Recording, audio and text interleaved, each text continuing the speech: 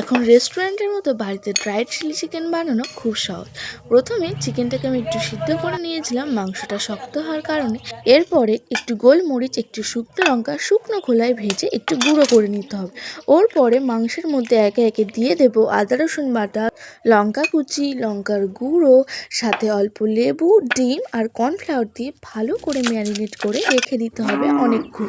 এরপরে একে একে পেঁয়াজ আর ক্যাপসিকামগুলোকে এইভাবে ডুমো ডুমো করে সুন্দর করে কেটে নিতে হবে। অবশ্য আমার কাছে ক্যাপসিকাম ছিল না, তাই আমি টমেটোটা দিয়েছি। আর কাঁচা লঙ্কাকেও একটু সুন্দরভাবে কুচি কুচি করে নিতে হবে। এরপরে একটা সস তৈরি করে নিতে হবে। আমার কাছে দু ধরনের সস ছিল, টমেটো সস আর সয়া সস। দুটোকে ভালোভাবে মিক্সড করে আমি রেখে দিয়েছিলাম অনেকক্ষণ।